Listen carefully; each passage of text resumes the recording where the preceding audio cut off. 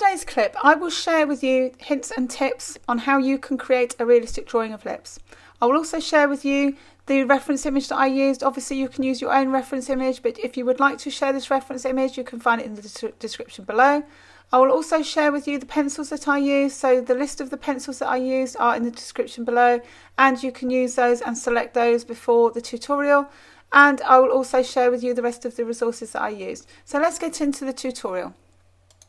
So I'm going to talk about a few things regarding the resources I'm using in today's clip.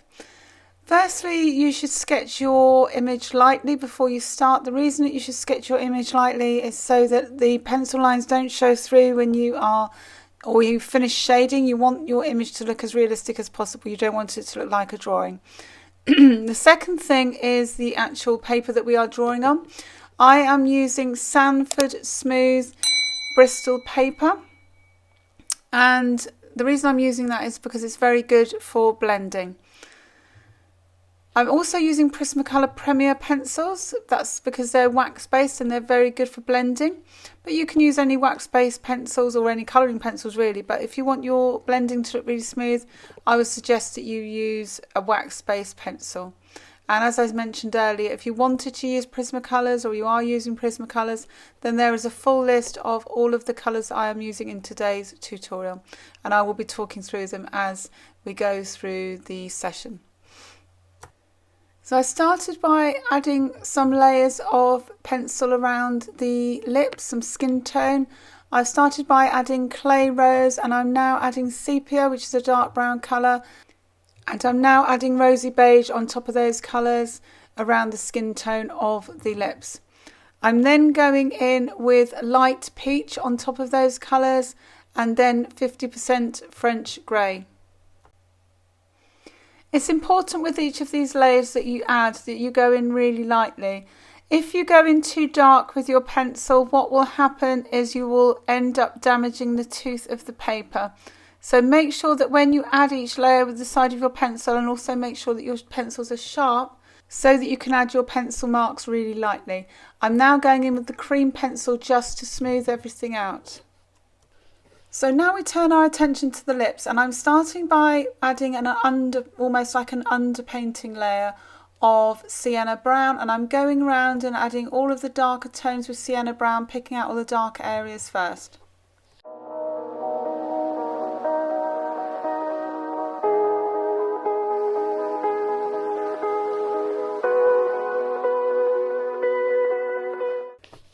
And now I'm going in with 50% French grey, adding on some darker tones on top. This will all be about building up subtle layers, as in the nose drawing and the eye drawing, gradually building up layers. If you go in with too dark with your pencil, then you will damage the tooth of the paper. So I'm now going in with a deep red that's called mahogany red to give the lips some warmth.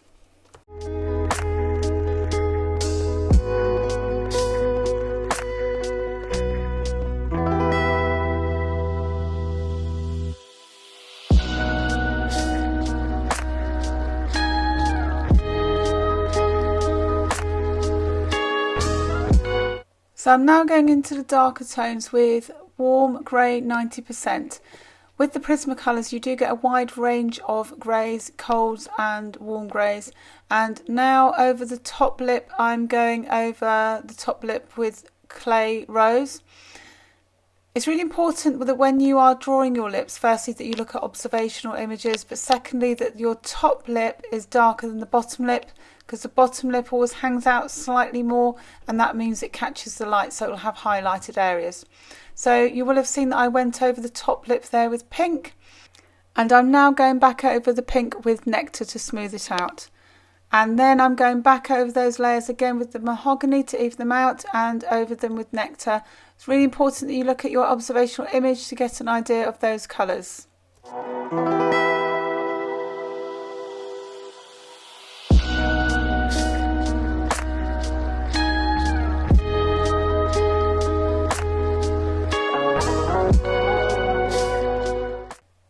It's really important that when you're shading anything, you shade in the direction of the object. Obviously the lips are rounded, so we want to ensure that they have a rounded appearance. So when it comes to shading the texture, we want to make sure that we are shading them and giving a rounded appearance. So all of these marks, when we start to add them, have to be in a rounded direction to give the impression of the rounded, plump lips. And as I mentioned earlier, we need to make sure that that bottom lip is lighter to give it a 3D appearance. And as I said, if you look at an observational image or you look at someone opposite you, you will notice that their bottom lip is always lighter. So please make sure that you have those highlights left in, and also that your strokes and your pencil marks are lighter on that bottom lip.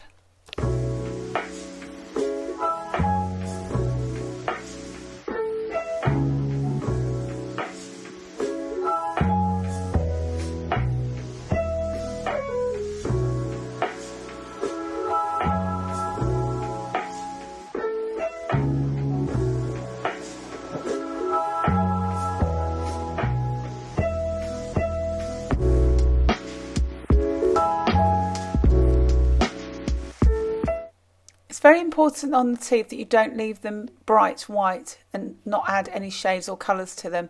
I'm starting by adding a light layer of 50% French grey, and I will build the tones up gradually and also add a shadow under that top lip. But please make sure that you look at the teeth to add those shades and tones. I'm also now going to add a dark area on the side of the teeth with sepia tone, not black. But I'm always trying to avoid using black as much as possible so it doesn't look too stark and too severe.